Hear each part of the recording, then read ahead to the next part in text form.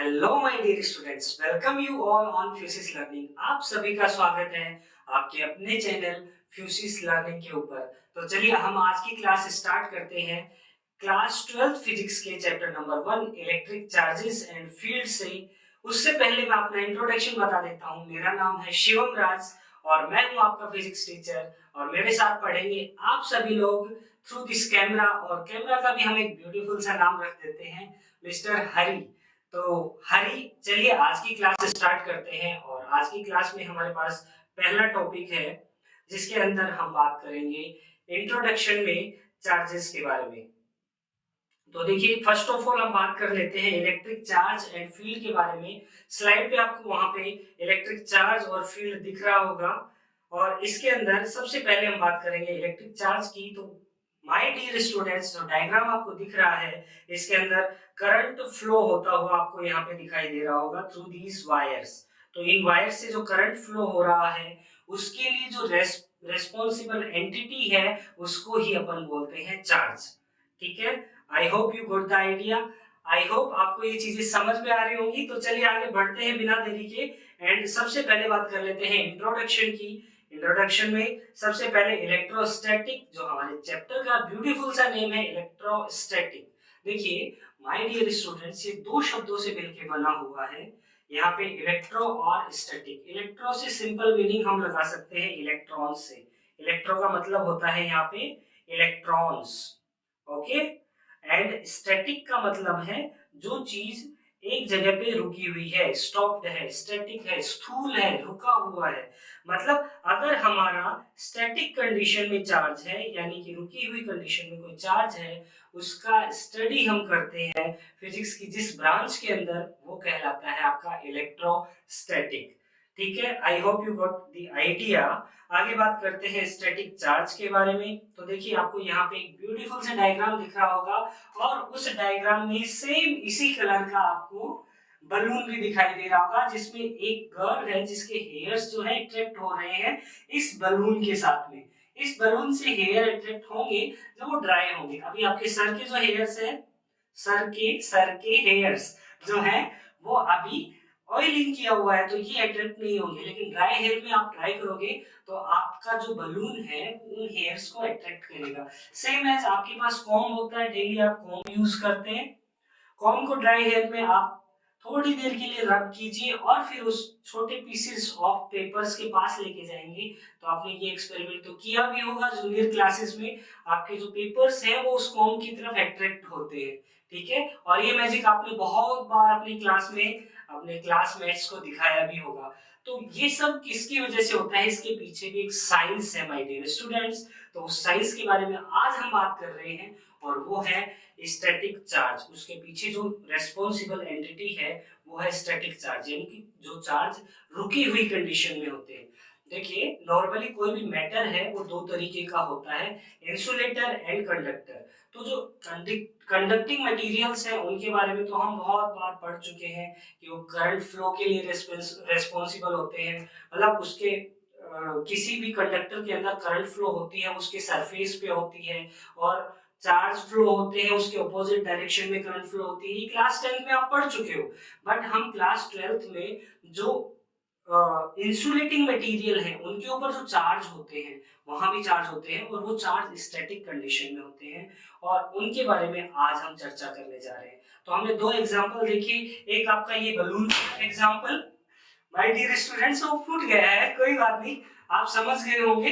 एक बलून का example and the second one is comb का एग्जांपल, जिसमें हमने पेपर को अट्रैक्ट करवाया था वहां पे। ठीक है, तो ये सब किसकी वजह से होता है, स्टैटिक चार्जेस की वजह से। आगे बढ़ते हैं और अभी हम बात करते हैं इलेक्ट्रिक चार्ज की एक बेसिक डेफिनेशन के बारे में। देखिए नॉर्मली किसी भी चीज की शुरुआत करते हैं, जैसे मेरा नाम है शिवम, तो मैं वहां पे लिखूंगा अल्फाबेट्स SHIVAM। मतलब मुझे बेसिक ABCD की वहां पे बेसिक अल्फाबेट्स की वहां पे रिक्वायरमेंट हुई थी। उन रिक्वायरमेंट्स को फुलफिल करने के लिए हमें क्या करना पड़ा था, जूनियर क्लासेस में सबसे पहले जाते ही ABCD को रटना पड़ा था। सेम एज हम यहाँ पे बात करेंगे इलेक्ट्रिक चार्ज के बारे में। चार्ज को समझने से पहले हमें सबसे पहले ये समझना चाहिए कि ये इलेक्ट्रिक चार्ज बेसिकली है क्या। तो इसके बारे में बात करते हैं। तो this is the fundamental unit of physics. Physics के अंदर हम दो फंडामेंटल यूनिट्स की बात करते हैं। फंडामेंटल यूनिट्स जो हैं, फंडामेंटल का मतलब होता है बेसिक, ठीक है। तो ये दो चीजें हम पढ़ते हैं किसी भी मैटर को समझने के लिए। एक तो उस मैटर के ऊपर कितना मास है, यानी वो कितना मास ऑक्यूपाई किए हुए है। लाइक मेरे पास कोई भी एक चीज है, कोई भी एक मटेरियल है, उसका मास कितना है, लाइक 10 ग्राम, 20 ग्राम, 1 केजी, 2 केजी, 5 केजी, ठीक है। सबसे पहली चीज ये पढ़ते हैं। और दूसरी जो इंपॉर्टेंट चीज आती है हमारे पास, वो होती है उसके ऊपर चार्ज। फिजिक्स के अंदर ये दोनों ही फंडामेंटल एंटिटी है, फंडामेंटल यूनिट्स है, या फिजिक्स का फंडामेंटल या बेस जहां से स्टार्ट होता है वो चीजें ये दो हैं। इनके बारे में आगे आपको कंपैरिजन करवाएंगे। खैर आगे बढ़ते हैं और देखिए यहाँ पे आपको चार्ज दिखाई दे रहे होंगे। These are charge from one object to another object, ये ट्रांसमिशन ऑफ चार्ज कहलाता है, ठीक है। इसके अंदर देखिए एक बॉडी ये है हमारे पास और एक बॉडी ये है। इन दोनों बॉडीज के ऊपर चार्ज का जो है ट्रांसमिशन होता है। नॉर्मली बेसिकली हम देखते हैं एक हमारे पास न्यूक्लियस होता है जिसके ऊपर पॉजिटिव चार्ज होता है। न्यूक्लियस के अंदर प्रोटॉन और न्यूट्रॉन एग्जिस्ट करते हैं। प्रोटॉन पॉजिटिवली चार्ज्ड होते हैं and neutrons are neutral particles, ठीक है, these are neutrals. And proton is positively charged, proton is positively charged. तो यहाँ पे जो हमारे पास न्यूक्लियस बना, इस न्यूक्लियस के सराउंडिंग में क्या होते हैं, इलेक्ट्रॉन्स मूव करते रहते हैं, ठीक है। यहाँ पे डिफरेंट डिफरेंट शेल्स होती हैं, उन शेल्स में इलेक्ट्रॉन होते हैं। उन इलेक्ट्रॉन्स को हम वहां पे क्या कर सकते हैं, एक्सेस ऑफ इलेक्ट्रॉन करवा सकते हैं या डेफिशिएंसी ऑफ इलेक्ट्रॉन करवा सकते हैं, क्योंकि न्यूक्लियस के पास पहुंचना नेक्स्ट टू इम्पॉसिबल है। मतलब हम न्यूक्लियस के साथ छेड़छाड़ भी नहीं कर सकते। बट इलेक्ट्रॉन्स जो हैं किसी भी बॉडी के अंदर, मान लो मेरे पास एक बॉडी है, एक ऑब्जेक्ट है जो बॉक्स मैंने बनाया है, इसके अंदर 8 प्रोटॉन है और 8 ही इलेक्ट्रॉन है, ठीक है। तो मैं इसको क्या बोलूंगा, this is a simply neutral body. अगर इस बॉडी को हम न्यूट्रल की बजाय पॉजिटिवली चार्ज या नेगेटिवली चार्ज करना चाहें तो किस तरीके से करेंगे, इसको हम प्रोवाइड करवाएंगे कुछ इलेक्ट्रॉन्स, सम इलेक्ट्रॉन्स, ठीक है।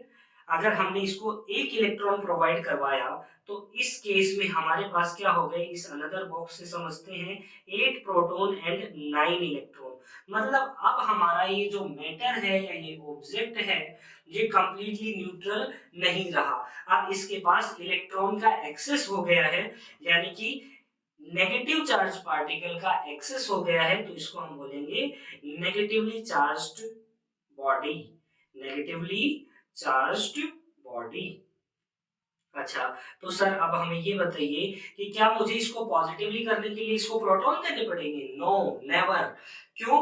क्योंकि हमने अभी देखा कि हमारी पहुंच केवल इलेक्ट्रॉन्स तक है। प्रोटॉन तक पहुंचने के लिए हमें बीच में न्यूक्लियस के पास पहुंचना होगा, जो कि पॉसिबल नहीं है। हरी आपको समझ में आ रहा है? बिल्कुल। देखो मैं आपसे जो इंटरेक्शन करूंगा वो हरी के माध्यम से करूंगा। हरी मेरा कैमरा और आप सबका फ्रेंड जो आपको ये सब चीजें प्रोवाइड करवा रहा है। तो देखिए यहाँ पे 8 प्रोटॉन होंगे हमारे पास और 8 ही इलेक्ट्रॉन होंगे, तो ये न्यूट्रल बॉडी होगी। 8 प्रोटॉन और 1 इलेक्ट्रॉन एक्स्ट्रा हो गया तो ये नेगेटिवली चार्ज बॉडी होगी। और अगर मैं इसको पॉजिटिवली चार्ज बॉडी कहूँ तो अगर एक इलेक्ट्रॉन यहाँ से रिमूव कर दिया जाए इस बॉडी से, देखिए यहाँ पे ये काम ना करके हम क्या करें, यहाँ से एक इलेक्ट्रॉन रिमूव कर दिया जाए, ठीक है।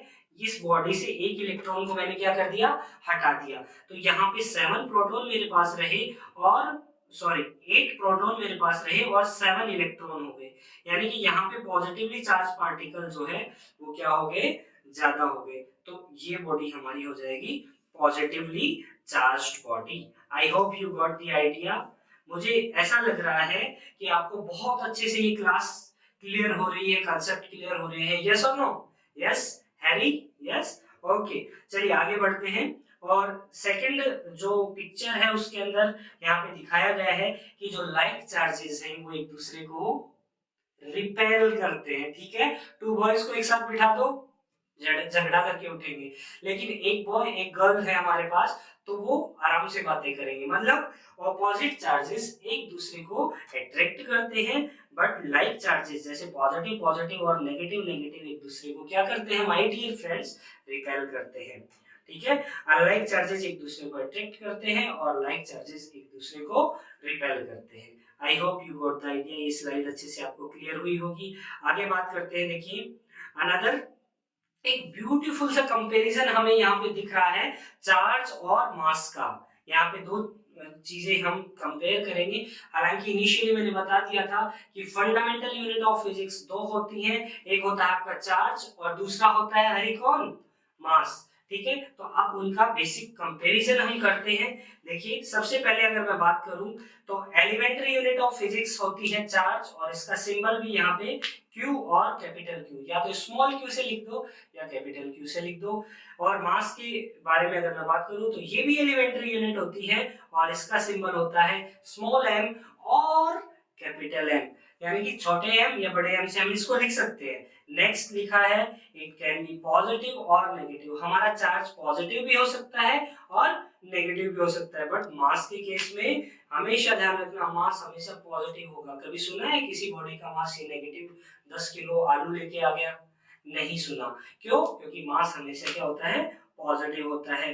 Unaffected from relativity. अगर मेरे पास कोई बॉडी है और उसको मैं बहुत तेज गति से एक ऐसा स्पेसशिप बनाया जो लाइट के अप्रोक्सीमेट वेलोसिटी से उड़ सके, हालांकि इतना पावरफुल जो रॉकेट बनाना पॉसिबल नहीं होता है, क्योंकि उसके लिए हमें बहुत ज्यादा अमाउंट में एनर्जी की रिक्वायरमेंट होती है, और हमारी अर्थ पे जो एनर्जी है वो लिमिटेड रिसोर्सेज से ही मिलती है हमें। लाइक सन से आ रही एनर्जी को हम थोड़ा बहुत कंज्यूम कर पाते हैं, तो हमारे पास रिसोर्सेज लिमिटेड हैं। But this is a theory, और इस थ्योरी के अंदर हम ये चीज समझ सकते हैं कि अगर किसी बॉडी को बहुत तेज वेलोसिटी से भगा दिया जाए तो वहां पे उसके चार्ज में कोई फर्क नहीं पड़ेगा। बट मास जो है चेंज विद हाई स्पीड, अगर स्पीड ज्यादा है तो मास चेंज हो जाएगा। और इसके लिए एक सिंपल सा ब्यूटीफुल सा फॉर्मूला दिया जाता है, m equals to m nought upon square root of 1 minus v square upon c square. देखिए ये जो फॉर्मूला है बहुत ही ज्यादा इंपॉर्टेंट है। इसके अंदर जो m नॉट है ये आपका रेस्ट मास होता है, और जो m होता है ये मूविंग मास होता है, किसी भी बॉडी का मूविंग मास। ठीक है, तो अगर कोई बॉडी रेस्ट में है तो उसका मास अलग होगा, और वो जो मोशन में है तो उसका मास अलग होगा। देखा होगा ना आपने, शक्तिमान लवर्स कितने हैं, शक्तिमान जब उड़ता है तो उसके मास में वेरिएशन देखने को मिलता है, गोल गोल गोल गोल, एक उसका एरिया जो उसने कवर किया है वो भी ज्यादा होता है।